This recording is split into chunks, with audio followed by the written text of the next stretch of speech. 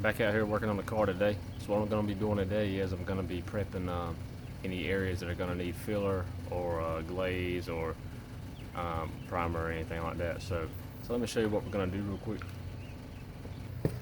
Spots down here. We're going to need, this is going to need a little bit of filler. This is going to need a little bit of filler. It's already ground down, but I want to prep out the area around it with 180.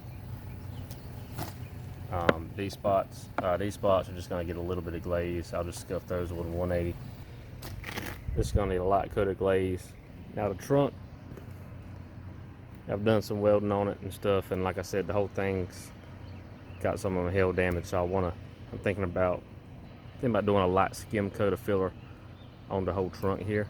I'm putting filler here, so gonna just work the get the area around it with 180. It's gonna get some glaze. We'll just scuff that a little bit by hand. Now the hood only has really only this spot. This spot I tap down and it feels really good. I don't think we'll have to worry about any filler here. Just some primer, but the hood's really not that bad, but it does have some rock chips where it's down the middle with some rust. And other than that, you probably can't see on camera, but if you get real close, it's got like some really light spider webbing in some areas. Well, on a lot of the hood. So, and with this panel being so small, I'm just gonna go ahead and buzz this whole thing down real good with a 180. Make sure I get rid of any of these spider webs and feather out these rock chips. And then I'm just gonna prime this whole hood since it's just so small. By the time I prime this and prime these spots, I've already primed half of it. So might as well go ahead and prime the whole thing and make sure we get a good consistent surface on that. Typically, whenever you put filler on something, people want to recommend going down to bare metal, and that is a good rule of thumb in most cases. But like I said, I've already got some areas that are bare metal, so they're pretty well ready. But I'll still, I'm gonna go around that area with 180. And the reason being is after we don't want to leave any areas around it unsanded, because if we do get filler in those areas, we don't want to risk any adhesion issues. Also, go ahead and prep the area around it with 180. And whenever I'll finish blocking the filler or anything out with 180, then that area will be pretty well ready for primer for a high build. Your high builds are typically going to cover 180 grit scratches, so I don't feel like there's any need to go any higher than that. If I'm just doing a light coat of finishing glaze on something like a really small, minute area, I'll just scuff the clear. And luckily this car is in really good shape, so we got nice OEM paint. So just by scuffing it, it's going to give us a great adhesion. Now on the trunk lid, since I'm doing such a big working area, I'm probably going to hit that with some filler. But the filler I'm using is still pretty lightweight, and some people might criticize because I'm not going to sand this all the way down to bare metal. I'm just going to really prep out this OEM clear here. The filler I'm using, I'll show you that point of manufacturer states that it's good for bare metal or properly sanded OEM clear coat, which is exactly what we have here. If I've got a good surface here, an OEM finish, I'm not going to take this whole panel all the way down to bare metal to skim it, because it's just my opinion. You can do what you want, because to me I'm making more work on myself, and I'm opening up possibilities for corrosion or anything like that. Because your OEM finish, especially when it's as in good shape as this, if you properly sand it with like I said, like 180, it's going to be a great surface. And like I said, do what you want, but that's what I'm going to do, and I don't foresee any issues with it. So, but yeah, I'm going to go ahead and prep out any spots that's going to be getting filler, primer, glaze, or anything like that. I'm going to go ahead and sand any of those spots down. So like I said, I'm using the DA. I'm going to be using 180 grit paper on it. So stay tuned.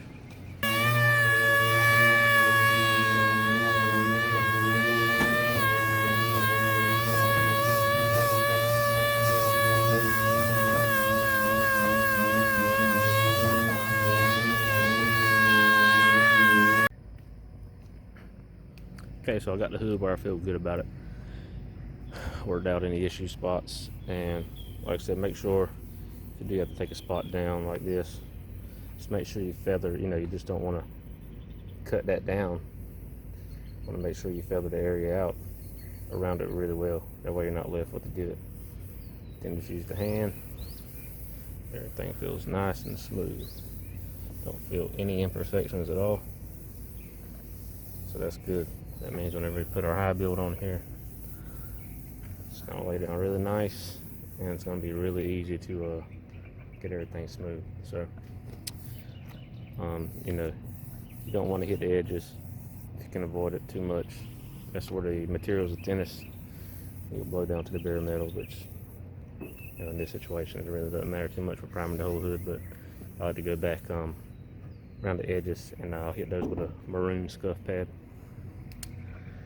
So now we're going to move on to the trunk, since the next biggest panel. So like I said, we're going to cut this whole trunk down, because I mean, if you think about it, by the time I'm adding filler here, then some filler here, try to fill in every one of these little divots, adding filler here, you know, I would I'm just gonna cut this whole thing down. I'm gonna skim the whole top of the deck lid. We'll block it out, make it perfect. I'll fill in this area. I'm gonna prep around this area. I'll fill in this area. So I'm gonna go ahead and get this trunk sanded down. I'll show you what it looks like. Same way we hit the whole trunk, we did with 180. That looks pretty good. Still got a few spots. I see a few shiny spots here that were inside, but be easy to go over. So,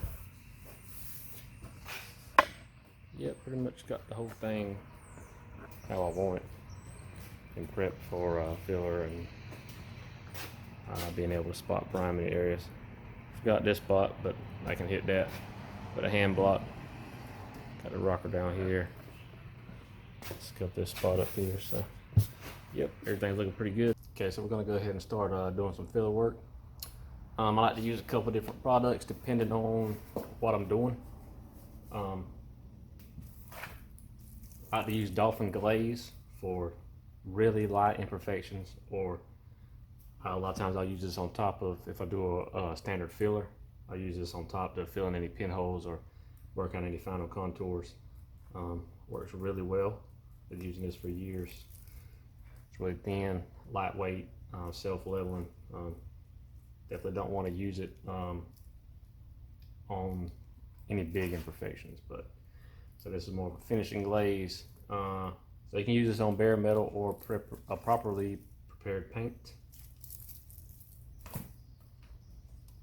This is what I'm going to be using today. This is a Dolphin body filler, so this is more of a, it's got more meat to it than the glaze. Again, this is a bag filler, so it's still relatively lightweight compared to some of your, like, what I like to call them mud, which is like your standard heavyweight fillers, which come in a can, you know, really hard to stir. We don't have any really, we're not working in any really bad areas, so I think this is going to do what we need to do. I haven't used this in years, so hopefully I can get the ratio and everything right on it. But I'm going to use this on all my, most of my areas that need work. Save for my really light, small places, I'm just going to go ahead and use the glaze. On the areas that I use this, after it cures and sets and I block it out, I'm probably still going to go back over it with the glaze, depending on how it looks. The glaze is just a cheap insurance to finish out any light imperfections. Really easy sanding. So I'm going to go ahead and mix up some of this the Dolphin filler. This is just a mixing board here. Tear off these sheets. A lot better than trying to find a piece of cardboard or anything like that, and they're pretty inexpensive. So go ahead and mix up some filler. And you don't want to use, even if you're working a big area, you really don't want to mix up too much material. I'd rather not mix up enough and have to come back and mix too much and it's set before I can use it. You don't want to waste if you can help it. So this is the amount we're going to use. Always use the clean spreader. They're really cheap, like 50 cents. So no point using the old one. So you really want to knead it when you're mixing it. So it really doesn't take, that's about all the hardener we're going to need, and that's probably maybe a little too much, but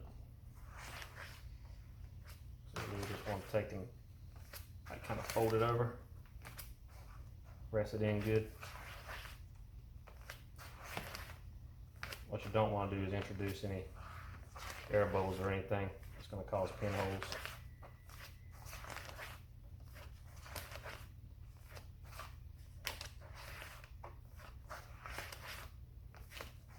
So you want to mix that up so you don't see any of your hardener.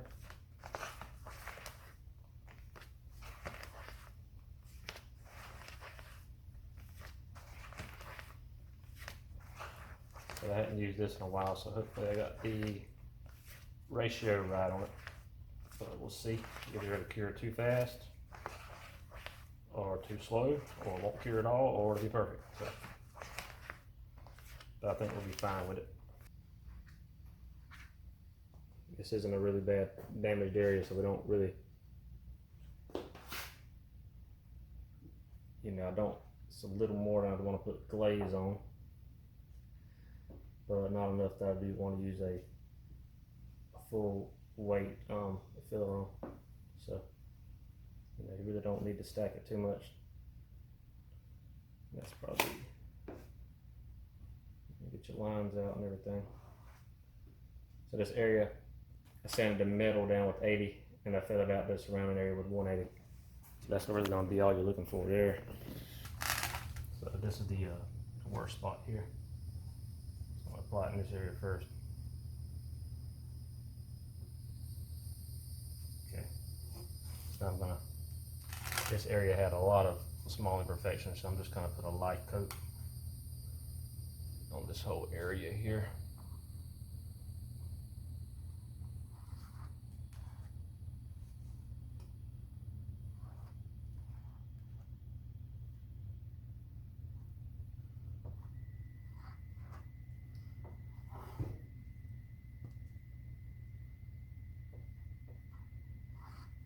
That's pretty much what you're looking for. Another good rule of thumb, when you work in areas close to the edge of a panel, obviously we don't want filler going in down here or in the door jamb area here. So it's a good idea to go ahead and put some mask off the area you don't want it. It's a lot easier to go ahead and mask it off and not get it there versus trying to sand it in that area later or scrape it off. So it's better just to go ahead and tape it off. Also, never use blue tape for any type of automotive painting. This is just something I had laying around. I don't want to waste my good expensive tape for doing this kind of stuff, so I'll use it here just to keep filler off. But if you're doing any type of painting and spraying, do not use this. I'm just trying to save you some headache in the long run, because it is not made for automotive purposes. I mean, it barely works for painting a house, so.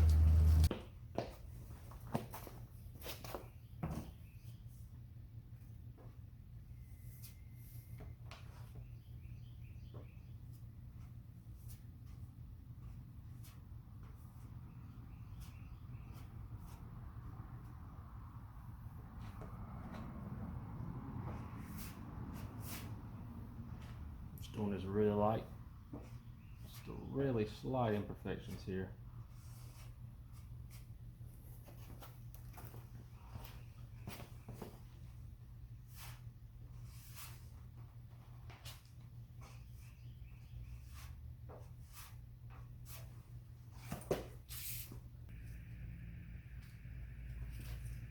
Okay, so we're going to start cutting into this filler here. Again, after we're done, we're going to prime with 180. So we want to make sure we finish this out with 180 grit, because that's what our high build is going to cover. I like to start off with just some 80. And what I do with that is get cut this first layer of film off. Just get the very basic shape out, get everything, get the lines out, get it kind of roughed in, but I don't want to go far enough to where I'm starting to cut into the area around it. So I'm just going to get the very rough shape off. Just get it kind of leveled out first, and then we'll switch over to our 180, finish blocking it out, and then I'll be ready for primer.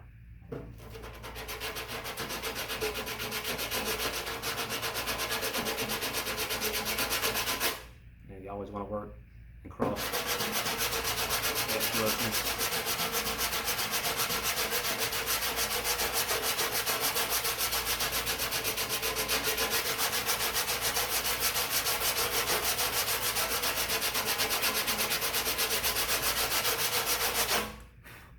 You use the filler to guide you so you can see the light areas are the areas that we're hitting.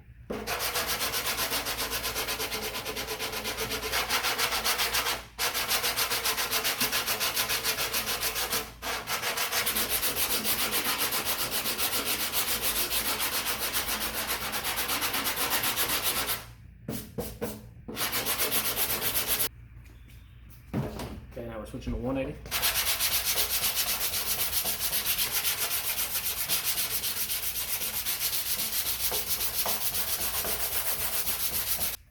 Okay, we're getting closer. You're starting to see that nice feathered edge out.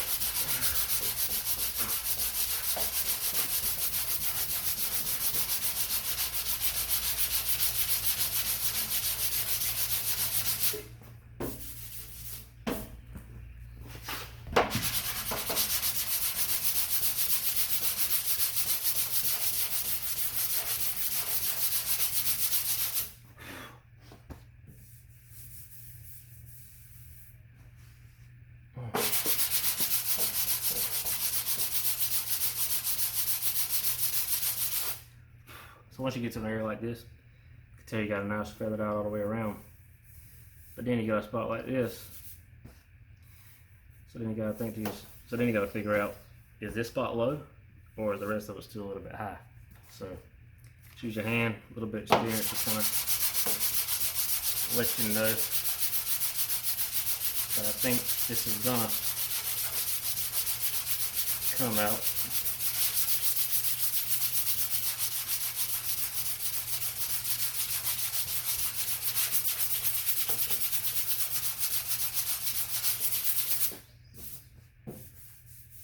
And there we go.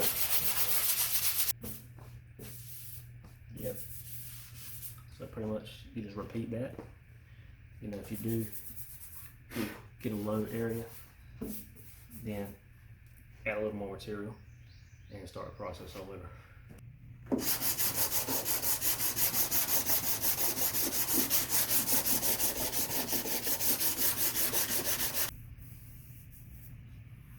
So you got an area like this, and my filler won't feather out here. Obviously this is the low area. Feathered out nice here. Right here I got a lip, so it's not feathered out here. So that tells me either this spot's low or this spot's high. Using the calibrated hand, it feels like this is just a little high. So what I'm going to do is I'll just slightly tap this area down, and then we'll come back and we'll put one more coat over this spot here. Knock it back down, should be good. Put a little bit of glaze here. It's dark over here, but there's a little. Right here is a high spot I tapped down, but it feels perfect. A little bit of glaze there, very easy. So I had to reapply right here. Hood looks good. We got a brand new bumper. This fender's prepped out. Got to touch up a few spots. Yeah, that looks good. Had to reapply some there, get that knocked down.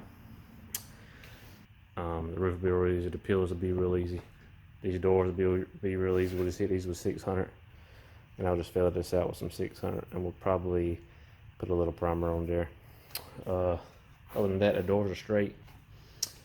The quarterback here had a super slight, barely didn't even notice it, but it's a little bit of glaze there, and that was good to go. Trunk lid, put a little mud here where the emblem was. I gotta touch up a few spots back here on these holes, and then like I said, we'll probably just do a skim on this whole trunk lid. I hadn't really decided yet, but back bumper's prepped out. So really we're about done with the mud work on it. Okay, so unfortunately all I got is a really small spreader, but we're not trying to build really here. We're just looking for a really smooth, thin, light coating. So luckily this is all like the second time I'm using this filler, and luckily it's self-levels really easy. This is the Evercoat Rage Ultra.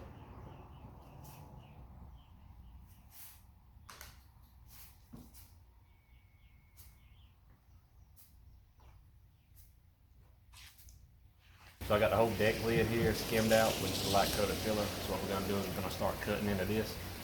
I already know that I have to come back with another coat of lightweight glaze over this. So I'm just gonna cut this down with 80, and then once we come back with the glaze on top, I'll cut that down with 180, and we'll be ready for primer.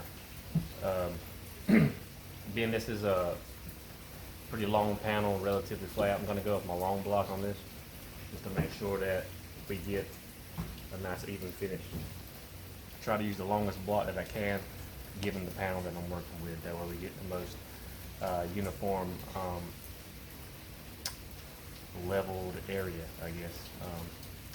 So yeah, I'm going to use this with some 80. Also another thing, make sure you always keep if you're using adhesive back papers and blocks, they will get dirty and they'll get adhesive and dust and dirt and things stuck to the back of them. So you want to make sure you keep these clean them in between jobs, or get a good stopping point between jobs. Just take a little bit of lacquer on a rag or a scuff pad and knock all that stuff off. That way you get a nice smooth. Because if the block isn't smooth, the paper's not going to be smooth, the job's not going to be smooth. So we're going to go ahead and start cutting on this. Also, just put some cardboard here to protect the glass, because it is very easy to get to the edge of the panel and scratch the glass. Ask me how I know. So let's go ahead and start cutting into this. We'll try not to probably take off the quarter here. I don't want to hit the quarter with any aid. So this is pretty much the last panel. Once we get this ready, we're going to go ahead and start putting the primer on the car here really soon and getting it ready for paint.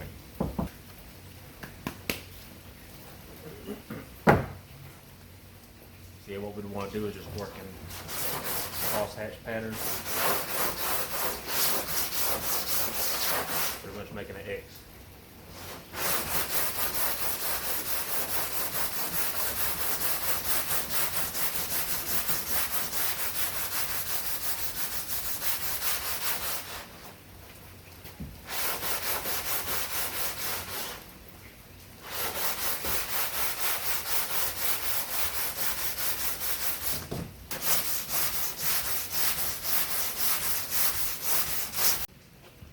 Okay, so let's check it out. Still a work in progress, but so far it's looking pretty good.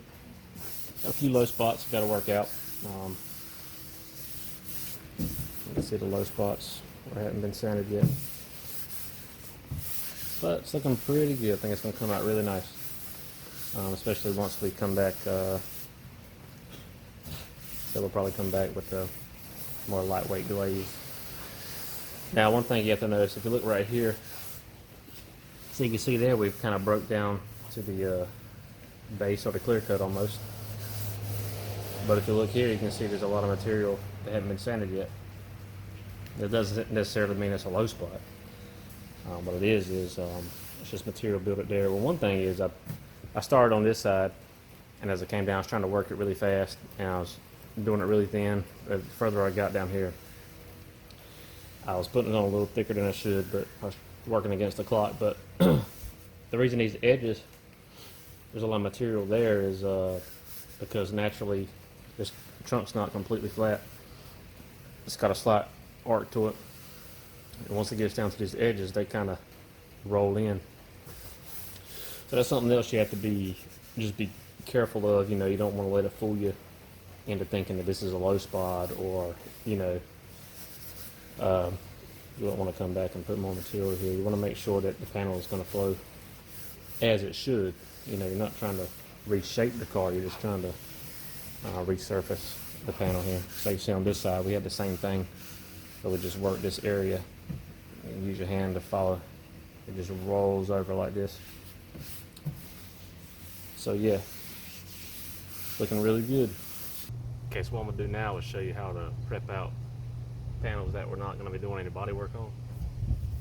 Like this fender has absolutely no damage on it, so you know, the only thing we're gonna have to do is really scuff that up. What we're gonna do is we're gonna do with using 600 grit hook and loop on a soft pad, and we're just gonna hit the whole thing with DA. Try to get rid of all the guide coat. Just try to get the whole surface uniformly dull. We're gonna go around all the edges with a gray scuff pad.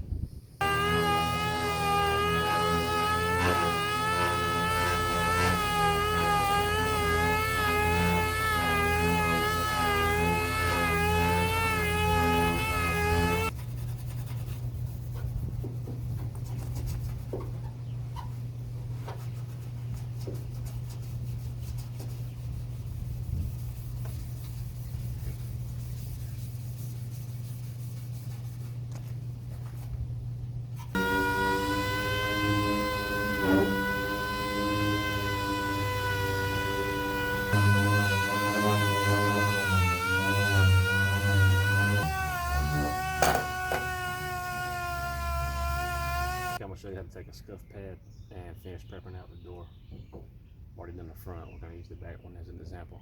So I'm going to use this to get in any areas you can't get a DA. Here, around all your edges, here where the door molding goes, around the bottom, up in here where this top molding goes,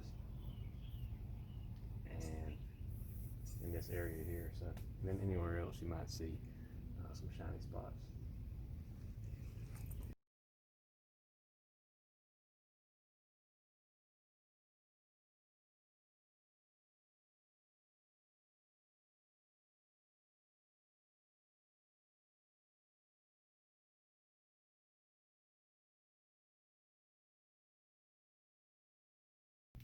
Okay, so we got a brand new aftermarket bumper cover here. So we're gonna get it prepped out. So the first thing we're gonna do is just clean it real good with some Dawn dish detergent to try to get everything off of it and these mold release agents out of it. After that, we're gonna come back with gray scuff pad and some scuff stuff. Just use this for kind of lubricates the pad and makes it cut a lot easier. Just go over the whole thing, try to get it all uniformly dull. And these scuff pads work really good with getting into all the contours of the bumper.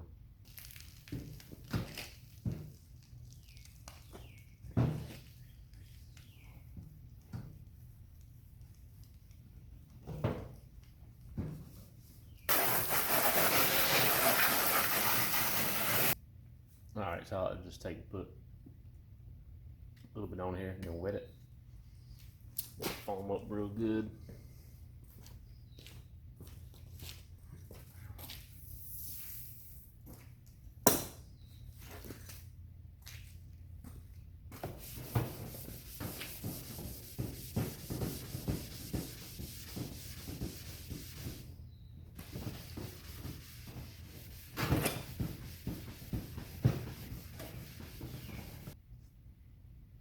Okay, so this bumper's a little worse than I thought it was. It's got a lot of texture on it, and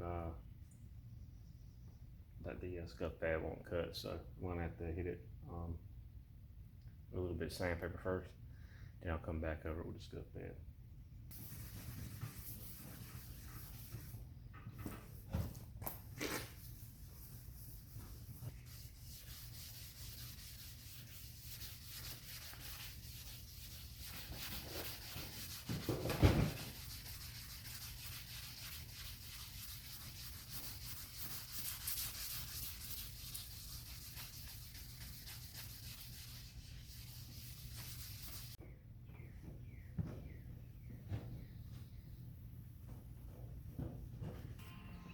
Okay, so I pretty much got the deck lid how I want it. So as you can see from the video, I put one coat of lightweight filler on here, and I cut it down with 80 in the long block. Then I came back with a second coat, and I cut that down, finished it out with 180 and a long block. But I also, what I didn't show was, one thing I didn't show was I cut it as much as I can with the long block, since it's relatively flat. That way you get the, gonna come up with the best flat surface for using the longest block possible. But what I was ending up with is I was kind of cutting the middle of this low while the sides were still kind of high. So I didn't really realize it, but this trunk lid has more arc to it than I thought it did. So when I finished it out, I done 180 and I went with the medium block, and that was really ended up being the perfect size for the contour of this panel. And then that way I was able to get everything nice and uniform without hitting any high and low spots. And I was able to work the roll out the edges and the slight contour and everything. So it came out real good. I'm really happy with it. So I had to dab a little glaze in there. I had one little pinhole, but so yeah, you can tell, you know, it's definitely not a mud pie. One just pretty much ended up being just one really light thin coat of material on here. I mean, you can see down to the base in several spots. So, you know, it's not like we have it built up. The material thickness is super thin, just enough to give us to resurface the area and just give us a nice, beautiful, uniform surface. So it's gonna look really good when we get done with it. So other than that, I had to put work this area here, and I had a couple little low spots. So put one more coated out. I'm gonna get that blocked out. I'm pretty much got the car ready to go. Ready to do some spot priming. I went over all the edges again, checked everything, especially around all the molding edges, especially around all the edges for around the glass and everything. Fold up a piece of sandpaper so you can get down there and sand in all these edges in here. Pretty much ready to go. We'll spot prime some areas. Some panels are gonna get completely primed. We got all our materials. We're gonna be priming with the urethane high build. So like this spot, we'll just spot prime this. We'll prime, you know, half the rocker here probably. I think these doors are actually good. There's a few little breakthroughs. You know, sealer will cover that up. Sealer will cover up these breakthroughs on the bumper. This deck lid is probably at least from the molding up this at top. Of course, this whole top piece is gonna get completely primed. We'll prime this area. Spot on the dog leg here. I think this door is good. This door has one spot. We'll prime that little spot. We'll prime at least this half of the fender.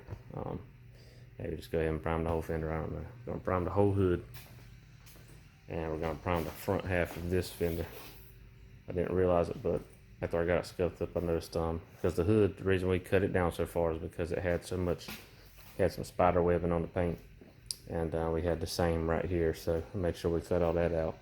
So we'll get some high build on that just to give us a nice base there. So that's pretty much it. It's not gonna be too much. The majority of the work's done. So the main things we'll be getting, once we get the primer on, blocking that out and getting all that nice and uniform. And yeah, the panels that are getting completely primed won't be too much of an issue. We'll put some guide coat and get those level. The spots are just getting spot primed. Just want to make sure you feather it out into the surrounding areas really well. But that's pretty much it until we fix these few little areas, and then we'll be ready to put some primer on it. All right, guys, so I finally got the body work, the mud work, prep work, everything where I'm happy with it. I think everything looks really good. I think everything is going to turn out really well in the end. So in the next couple of days, I'm going to be getting this thing cleaned up and getting some high build on it. So we're going to be showing you that whole process as far as masking, priming. Then we're going to let it cure. Then we're going to get into blocking that and getting everything 100% ready for paint. And then of course that's going to be another video. We're going to show you the entire paint process from materials to mixing, gun setup, masking, you name it, the whole nine, application, and then reassembly. So stay tuned. So we're looking for at least 2 more videos in the next couple weeks. So just bear with me and stay tuned for it.